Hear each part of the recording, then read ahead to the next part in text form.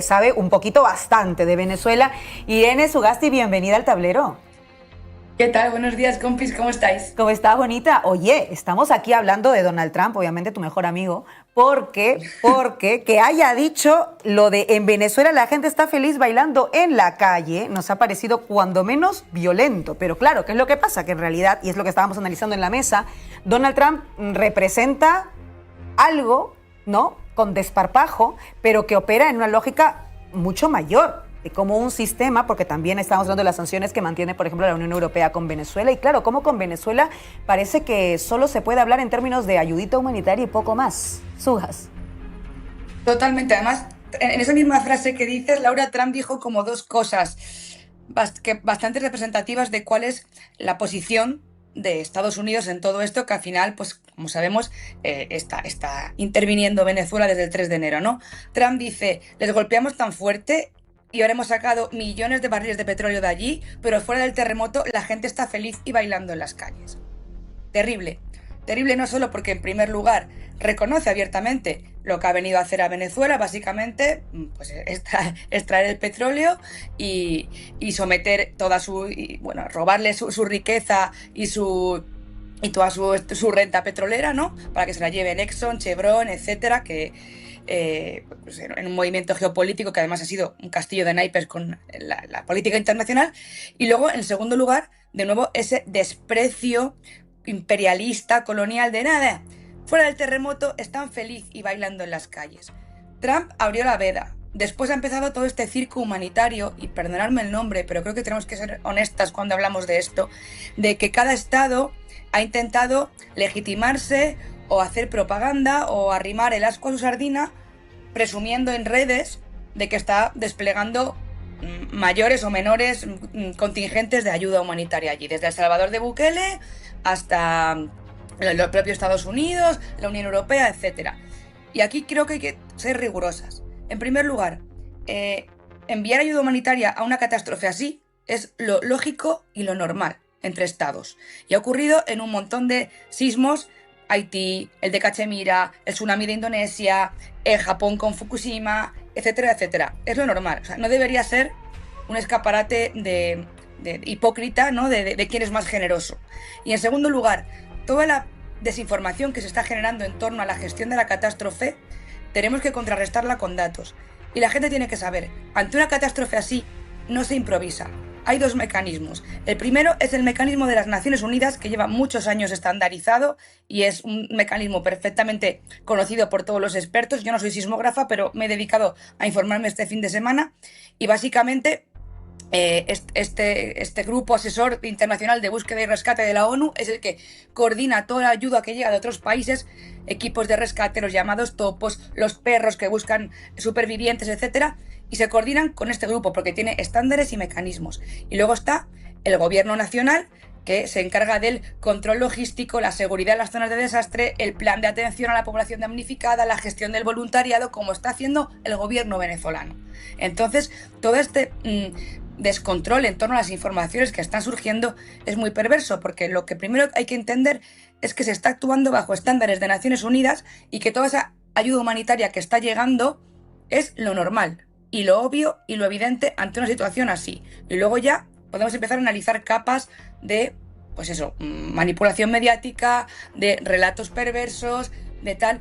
Y creo que esto de la ayuda humanitaria es importante, lo explicaba muy bien María Vergara en Diario Red este fin de semana, que también entendamos que es política. ¿Os acordáis cuando en la Dana nos decía no politicéis la catástrofe? Todo es política. Entonces, entendiendo que lo primero y lo fundamental es el respeto a las víctimas, a los tiempos y a la magnitud de esta catástrofe, después es interesante que politicemos y pensemos que la ayuda humanitaria no es simplemente, como tú dices, Laura, solidaridad en abstracto. La ayuda humanitaria es política también. Todo lo que están haciendo los estados ahora mismo entrando en Venezuela tiene una vertiente humanitaria y luego una vertiente política, que no hay que desdeñar, porque tenemos un precedente, que es Haití. En Haití, esa ayuda humanitaria fue también una injerencia humanitaria que luego durante décadas se quedó ahí en el país gestionando la miseria, cooptando los recursos hubo episodios terribles como esa epidemia de cólera que los propios equipos humanitarios llevaron allí, o episodios como los abusos sexuales que se dieron después en las estructuras que se quedaron de ONGs organizando el país. En este caso estamos hablando de Estados Unidos y el Comando Sur desplegando contingentes humanitarios y militares en Venezuela. Y a río revuelto, ganancia de pescadores. Entonces, creo que la posición más honesta ahora mismo es que informemos muy bien de cuáles son los recursos oficiales que hay a la disposición de la ciudadanía allí, los datos oficiales que se están dando, y que seamos muy cuidadosos con no comprarle el marco del relato a Estados Unidos y a sus satélites en América Latina, y a sus satélites en España, a los María Corinas, a los Edmundos, etcétera, que quieren hacer de esta tragedia la estocada definitiva ya para repartirse Venezuela. Clave en lo último que has dicho, sobre todo por el tema de la ayuda humanitaria y la vinculación con la política. Y aquí quería plantearte también una siguiente reflexión, a ver cómo lo ves tú. Hay una cosa que ocurría también con Cuba y que sigue ocurriendo con Cuba, por hacer el vínculo Venezuela-Cuba aquí. Con Cuba básicamente lo mismo. Estaban bajo asedio, siguen bajo un bloqueo constante, bajo una amenaza constante por parte de los Estados Unidos, y lo máximo a lo que se puede aspirar es enviar ayuda humanitaria. Cuando se trata de hablar de enviar directamente combustible, de pronto los estados dicen, igual no tanto, excepto Rusia, que hay que decirlo, pero es verdad que igual no tanto, ¿no? Y ahí es donde quisiera ese hilo conductor. Venezuela y Cuba están fuera de los países que pueden recibir algo más que la dádiva humanitaria. Eso es impresionante, Laura, porque hemos asumido en toda la comunidad internacional que las sanciones, como decimos siempre, son mecanismos coercitivos unilaterales, castigos que Estados Unidos o la Unión Europea deciden imponer sobre terceros países, y ahí no hay juez, no hay pruebas, no hay consenso, no hay Asamblea de Naciones Unidas, no hay Consejo de Seguridad. Es una decisión unilateral. Es como si yo decido mañana que cojo, te encierro en casa, tiro la llave y castigo a todo el que se quiera acercar a llevarte un tupper de comida. Es lo mismo. Eso es lo que hace Estados Unidos con Venezuela y lo que ha hecho con Cuba. Y lo que hace también la Unión Europea.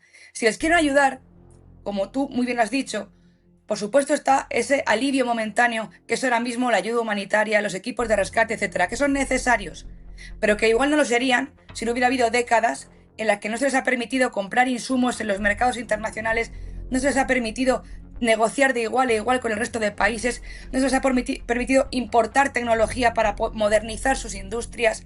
Entonces, cualquier análisis periodístico sobre lo que está ocurriendo en Venezuela que obvie las sanciones, el esquema de 1000 y pico, creo que son 1800 sanciones que todavía están activas desde Estados Unidos a Venezuela, es un análisis tramposo, como lo es con Cuba, porque está negando la realidad estructural, que es que, sobre todo en los años más duros de la guerra económica contra Venezuela, 16, 17, 18, 19, 20, morían personas porque no se podía acceder a medicamentos. El ridículo de Carlos Baute, Albert Rivera y demás compañías, Lilian Tintori en el 2016, ¿os acordáis? En España hicieron una campaña de recogida de medicamentos porque estaban agitando la crisis humanitaria en Venezuela para hacer política. Bueno, pues recaudaron muchísimos medicamentos que nunca llegaron a Venezuela porque las propias sanciones estadounidenses no permitían que entraran, y al final tuvieron que pudrirse, caducarse o repartirse en otros países. Tal era la situación. O sea, quien te pone el cepo es quien te dice que te va a liberar.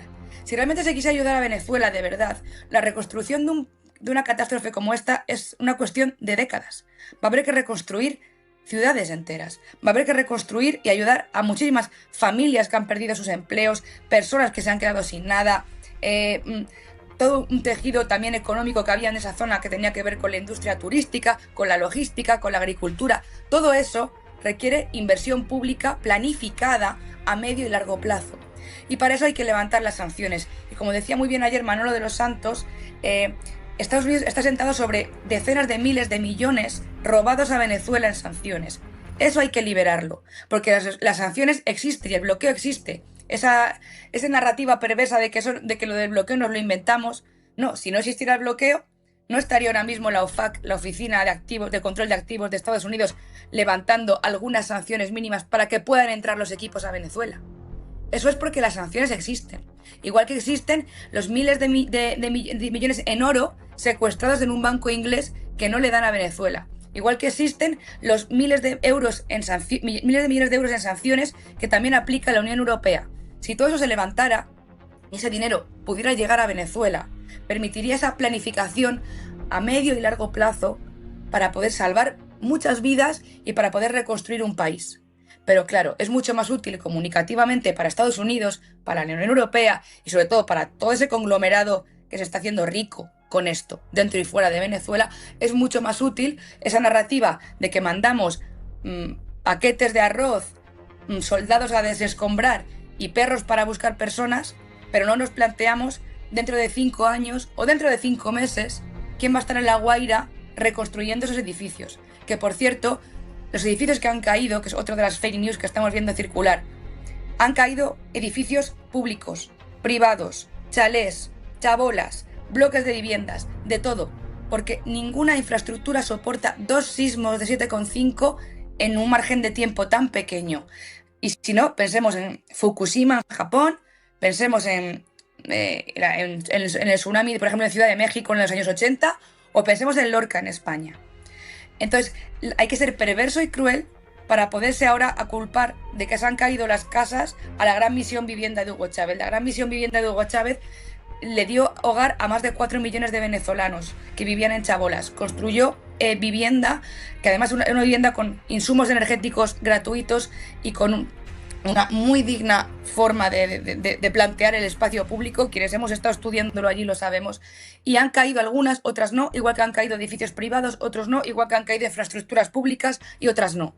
Entonces, que haya medios de comunicación, y aquí creo que El País y el ABC se llevan la palma en el Estado español, que haya medios de comunicación utilizando, Laura, esta catástrofe para a 72 horas, con millones de personas afectadas, con probablemente cientos o miles de muertos todavía en los escombros, utilizar esto para cargar contra lo más hermoso del legado del chavismo, que fue que dignificó la vida de millones de personas, me parece que es un poco también una señal de por dónde van los tiros aquí, y de que a río revuelto y a tragedia horrible hay quienes todavía, creo, guardamos el respeto y guardamos el rigor de intentar explicar qué está pasando y entender cuál es la mejor forma de minimizar la tragedia y de ayudar en un corto y medio plazo, y hay quien no ha esperado ni 3 días para hacer mierda, con perdón de la catástrofe, para intentar, pues eso, rapiñar y para generar caos, miedo, desprotección, fake news, sin ningún tipo de descaro. De ese periodismo y de esas personas nos tenemos que guardar, porque esos son los que prefieren que haya caos y que todo se venga abajo para poder ellos aprovecharse. Mientras que hay, creo, una responsabilidad ética, moral, humanitaria, diplomática, como la queréis llamar, que es la de intentar que en una situación así se salven las vidas, se prioricen las personas y se entienda que esto es una cuestión estructural que tiene que abordarse en el corto y medio plazo con esa ayuda internacional y con ese levantamiento de los bloqueos que le permita a Venezuela ser un Estado soberano que pueda relacionarse y que pueda planificar su reconstrucción. Perdón que quizá me he enrollado mucho, pero no. Es que me parece que es importante que cambiemos los marcos, porque una pone televisión española y lo que ve es descontrol, caos, nadie puede llegar a ninguna parte, pero por Dios, que vivimos la Dana, una cosa muchísimo más pequeña en el Estado español, y vimos lo que era gestionar algo así. Vivimos el terremoto de Lorca en Japón, un país preparadísimo para los sismos, y no pudieron evitar y que Televisión Española, en vez de estar ayudando, dando la información de a dónde acudir, dónde se puede llamar, cómo se está desplegando esa ayuda, esto que he explicado yo de cómo funciona el mecanismo de Naciones Unidas que va recibiendo a los estados y gestionando los equipos de rescate, que en vez de explicar esto, saquen a gente gritando desesperada para avivar el caos y para avivar la desesperanza, me parece irresponsable. Como periodistas, irresponsable. Y como políticos, ni te quiero contar ya. Además de la narrativa, sin duda, la narrativa que se construye en torno a Venezuela, que además es tan importante y que ha sido ya víctima de una propaganda feroz en las últimas décadas, con lo cual, claro, todo esto abona a lo que bien señalas, esa narrativa y esa forma de entender lo que pasa en Venezuela, culpando siempre, por cierto, en este sesgo, vamos a llamarlo político, en la forma en que se está narrando, una tragedia que, como bien dices, le hubiera podido pasar a cualquiera, y esta visión colonial de que solamente en el sur global se gestiona tan mal. Que eso también es una cosa que yo alucino. Por lo de la Dana, es que ya querría ver yo 2 terremotos seguidos con 39 segundos de diferencia, ¿eh? También te digo. Pensemos en el Katrina. en el Katrina. O sea, Estados Unidos, el país que presumía en todas sus películas de cine de que eran los que iban a ayudar a todo el mundo, fueron incapaces de gestionar aquello. Y además las infraviviendas, es así, que había en muchas de esas zonas, porque allí la población mayormente racializada vivía en unas situaciones de sinhogarismo o de precariedad habitacional terrible. Esas generaron un colapso en la que tuvieron que ir muchos países a ayudar a Estados Unidos, incluidos Cuba, por ejemplo, incluido Cuba, que fueron allí a desplegar su conocimiento médico. O sea, que no nos cuenten lecciones, porque lo que está ocurriendo en Venezuela, como digo, está siguiendo los estándares internacionales que ocurren en este tipo de casos.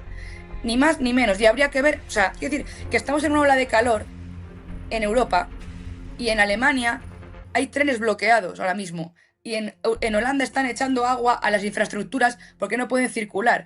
Y si os vais a las redes sociales y a los medios de comunicación de Alemania, Chequia, Polonia, Reino Unido, ahora mismo no están pudiendo gestionar la ola de calor y tenemos cientos de miles de muertos en Europa por ola de calor en los últimos 3 años. Lo decía el otro día Mélenchon, lo explicaba muy bien.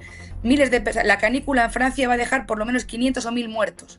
No estamos para dar lecciones al sur global de cómo se rescatan o se dejan de rescatar. Porque lo que yo estoy viendo además en redes sociales y hablando en contacto continuo con compañeras y compañeros en Venezuela es la solidaridad, y que estructuras como la comuna, que es otro de los legados de este proceso revolucionario, tristemente en la situación en la que está en Venezuela, la comuna, que es esa estructura político-social local en la que hay una comunidad que toma decisiones en torno a su autogestión, es ahora mismo la que, por ejemplo, se está organizando. Yo tengo compañeros de comunas como La Colmena, como el grupo Nativa, que están bajando a hacer brigadas de voluntariado. Se han registrado en el Poliedro, que es donde se está recogiendo a los voluntarios, y están bajando a ayudar a los barrios y están intentando coordinarse sin molestar a los equipos, porque ese es otro problema, que mucha gente en la voluntad de ayudar, que es lo trágico y lo hermoso de esta situación, en la voluntad de ayudar,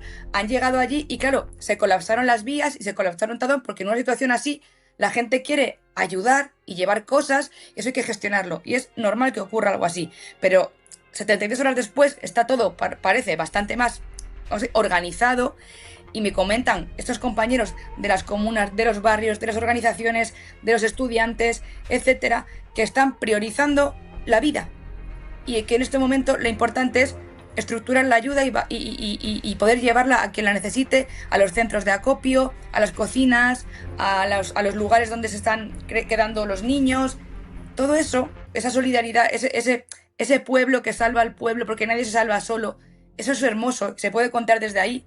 O se puede contar perversamente como se estaba contando ahora, ¿no? Como decías tú, pues desde esa narrativa de que es caos y de que además es el sur global y absorber este tipo de catástrofes de esta manera, ¿no? Pues no, yo lo que veo aquí también son millones de personas movilizadas, militares, policías, bomberos, médicos, la asistencia médica cubana que quedaba en Venezuela todavía, etcétera. Entonces, narrar esto como si fuera una especie de caos y destrucción tiene además, como tú dices, un punto eurocéntrico insoportable, y más nos valdría mirarnos el ombligo, porque ante catástrofes mucho menores no hemos sabido reaccionar. Ni hemos sido así de solidarios. Ni hemos sido solidarios, ni hemos sabido reaccionar. Irene Sugasti, como siempre, un placer contar con tu análisis, querida compañera. Nos vemos pronto por aquí en Canal Red.